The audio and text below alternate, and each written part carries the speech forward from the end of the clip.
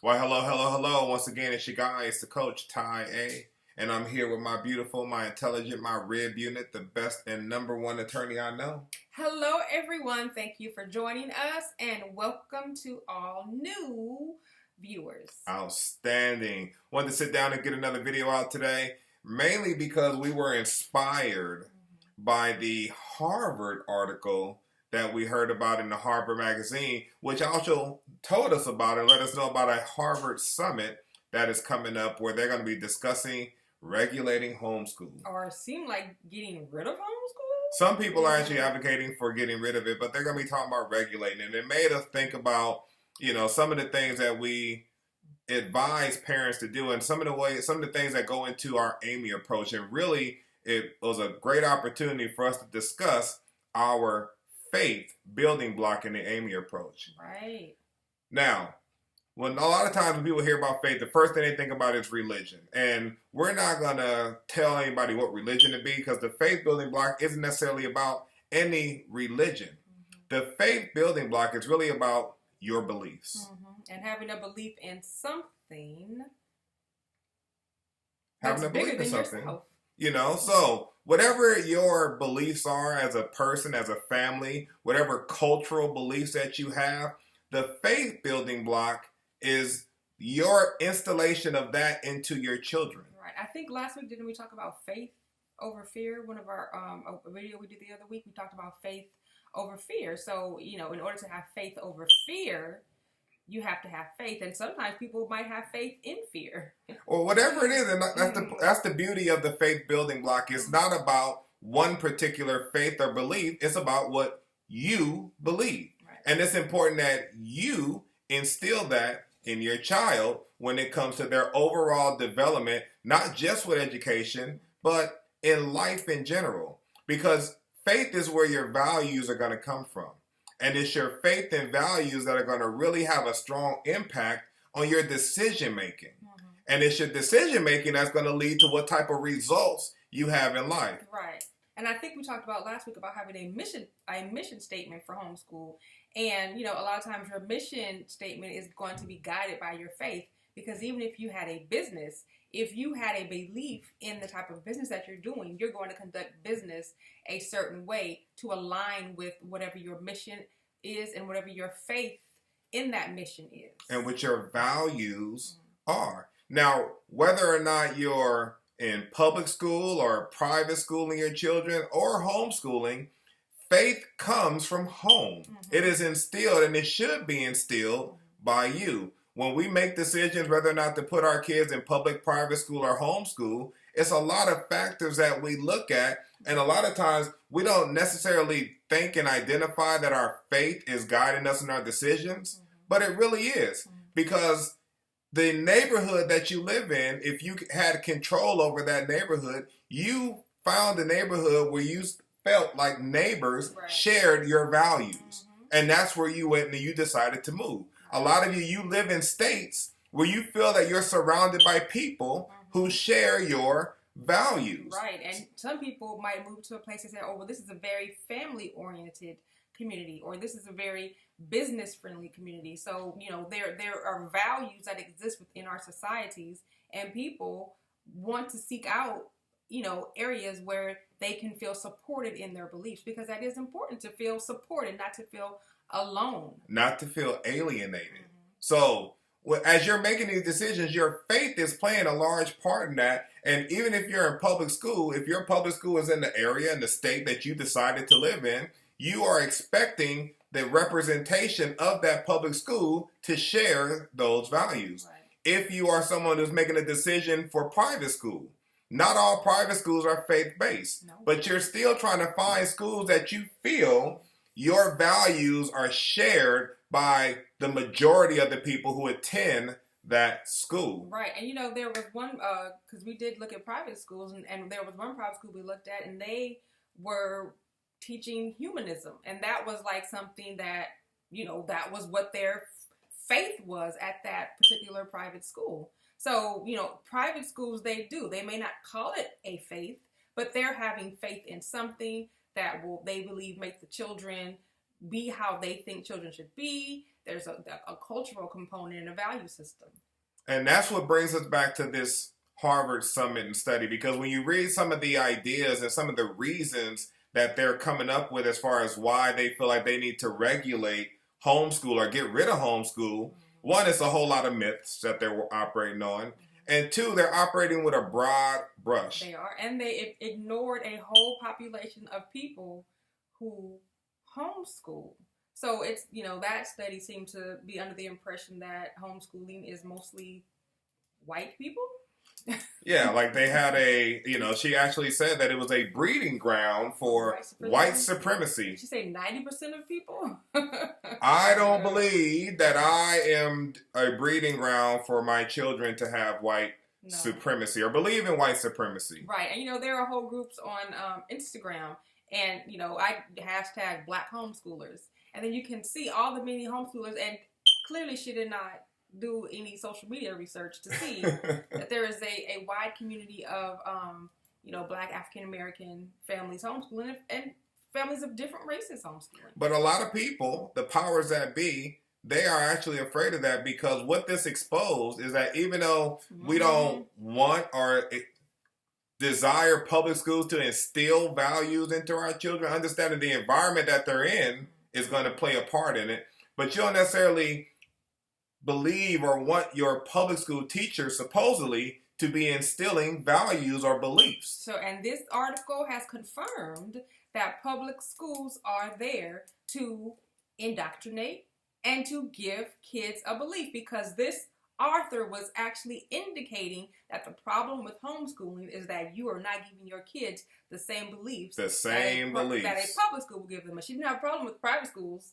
giving kids a set of beliefs, because, people who go to private schools potentially have more money. Yeah. So they want kids to have, and I think the other concern about this is that as we watch the demographics of public school changing, while private school demographics are not changing. So what she's saying is that as the country becomes full of more people of color, that it's important that we indoctrinate them into the values that we deem fit for everyone coming through that system. And our biggest point in this, whether you homeschool or whatever school you're sending your child to, is that we want to make sure that you are in control and focused on making sure the values and the faith system in your home is instilled in your child.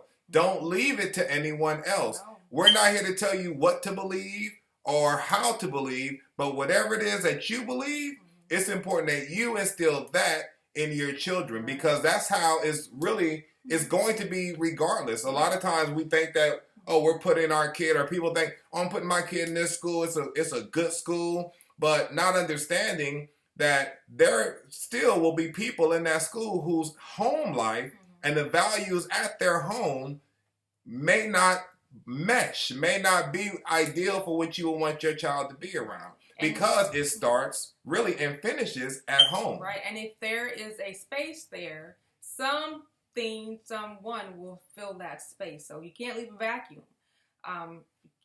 Because somebody's going to put something in there. It's kind of like when there's a war in the country. If there's a space, somebody's coming to fill it. Somebody's coming to fill it. And it's funny that this study will come from Harvard, and that Harvard will be having this summit on regulating homeschool, or if not getting rid of homeschool, here in 2020. Because in 2015, Business Insider actually wrote an article talking about how homeschooling may be the new path to Harvard, because of how many people are homeschooling. One of the other things that the study mentioned was not being able to confirm that the children are learning everything that they should learn or how they're progressing academically, where the numbers will show you the increasing number of homeschooled children that are getting into very high-level elite colleges and institutions. Right. Many of these colleges and institutions have also developed homeschooling type high school curriculums to help prepare the kids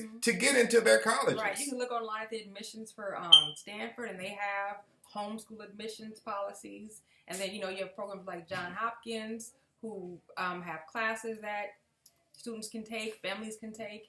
And it's even more, it's just amazing that she would say that parents who homeschool may not be able to have certain skills that they can give to their children, when there's so much research now showing how, traditional public schools, are turning out students who, don't have mastery of things like math and reading. The basics. And even in we live in the Bay Area, California, and Oakland, they now have the parents had to fight to get a literacy program, a family literacy program, because so many adults had graduated from Oakland schools without being able to read. And so then when they had children who then were in Oakland schools, they could not give their kids the support. So the parents had to fight for a program called Literacy for All to help the parents learn to read with the children. Scary times. Right. But once again, we have people completely detached from our realities that are telling us that, well, everyone isn't capable. Yeah, you know what? That's true. Everyone is not capable of homeschooling. It's not for everyone. Mm-hmm. But the biggest point that we want to get out of this is that it's still on you, whether you homeschool or not, mm-hmm. to instill values and faith into your child, whatever it is that you believe in. Mm-hmm. Because if you don't know what you believe in, mm-hmm. what's really controlling your decision making? Right. If you don't know what you value, now you're making decisions and you're, taking actions baseless, right. based on the moment, based on that immediate moment right there. And that doesn't help to develop someone that has the long-term planning abilities that will allow them to accomplish larger goals and bigger things in life if all they're operating in is the now, because they're not making decisions based off of a set of beliefs and values that were instilled by you. Right. And as Nicole was mentioning, and if you don't instill, because there's going to be some values there's going to be something that the child is going to grow up to believe in. Mm-hmm. If you don't fill that space, someone else or something else will. Right. And this article has told us that the public schools want to fill those spaces. They want to fill it, and the public school may not always represent right. what you believe in. And we don't know the background of the teachers. We know that the schools hired the teachers, but we don't know what their primary goals are. We don't know what values they want to instill in the children, and if those values align with a diverse population of students. One of the problems that we've heard mentioned often, and one of the things that, encourages us and keeps us in the homeschooling realm, is really the mindset that a lot of teachers come into the public school system with their beliefs that have been instilled in them mm-hmm. about certain children. Whether how they look or what their ethnicity is, their income level, they come in with a certain level and a certain belief system that we don't agree with. Right. Because they have that belief system, it impacts how they teach your child. Right. Example, if your teacher, the teacher of your child, has a belief that certain kids of color or all kids of color aren't good at math, they're going to teach that child, and that child is going to feel, you don't believe I can do this. Right. They're going to feel that. Mm-hmm. And that's what we're talking about beliefs and faith. You have to have faith in yourself. Your child has to have faith that they can learn and do everything that's required of them and asked of them. Regardless of what situation they're in, they have to have faith. They have to have belief. They have to value the education to want to put the work and the effort in to learn it. And not have a teacher that pities them and doesn't believe that they can't do it, and giving that energy, well, I know that most kids from your neighborhood struggle with this, so let's just see and they begin to lower the bar. Right, and I will say my mother is a teacher. She was a retired teacher, and when she went to her teacher training program in the 70s at San Francisco State, her professors told her group of teachers in training not to use the word father when they went to the black community. She worked at a school called Brookfield in Oakland, and they said, do not use the word father because the majority of those children will not have fathers. Now, this is in the early 70s. In the 70s. When pretty much everybody in her class who was black had a father. And she followed that advice, and she did not use the word father until one student asked her, why don't you ever say you're going to call our fathers when we misbehave? And she realized everybody has a father. The teachers, her professors at San Francisco State, Also told her, do not assign homework because the students won't have desks, they won't have lights, they won't have pencils. They will not have the support at home to do that homework. And so she went there and did not assign homework. And then parents began calling her principal and saying, she's a great teacher, but she doesn't assign homework. Tell her to give us homework. And so her principal, who had actually told her when he hired her, he said, they told you some really weird things over there. Ignore all of that. But she didn't ignore it. She started implementing that. But the principal came and told her to send homework home, and she did. And then she realized, she's in a classroom full of 99% black students in the early 1970s, following these advice of these possibly well-meaning professors at San Francisco State, but who had a belief system about what the black family looked like and what they could achieve. So imagine what's getting put in the classrooms now, and this goes beyond race really, because even in lower level socioeconomic neighborhoods that are predominantly Caucasian, there's a belief going into the teachers that are going into those neighborhoods about what children can't do already, what children don't have already. And while these are definitely problems in the community, it's not the teacher's job or responsibility to come in there thinking everyone is like that and then treating them in such a manner, because think about how many people you are now stifling. Right. And if we want teachers who teach children to reach for the stars, you can't get that if the teacher is feeling like I have to be concerned about, that this kid can't achieve. So again, that's a value. It's a value to teach children, and it's a faith that a teacher has in the inability of students that they can't achieve certain goals, and that then they won't give it to him. So these are the faiths and values that parents have to be aware of going into certain situations, and you have to always make sure your kid knows you can do it. Don't let anybody tell you that you can't. You have to instill faith in your child. You have to instill those values and those beliefs that you hold dear in your family that have allowed you to be successful, or you have identified that lead to success. Even if you didn't necessarily have it when you were coming up, at this point, hopefully you've been able to identify belief systems that lead to the success or lead to the lifestyle that you want to live. Those beliefs are what you need to instill in your child. That is the faith that you need to instill in your child, so that regardless of whatever learning environment they end up in, they believe that they can accomplish. Right. They believe that they can get it done. We've gone a little long on this video, but we're passionate about this topic, as we have strong faith ourselves. We encourage whatever your faith system is, that you have a strong one, and that you take the time and the effort, especially now that we have the time to homeschool. Great opportunities to really instill your values and faith into your children, mainly the faith in themselves that they need to be successful. Right. Once again, thanks for tuning in. If you found the information valuable, please share. We're trying to help. That's what we're here for. We want to help. Love, peace, and soul.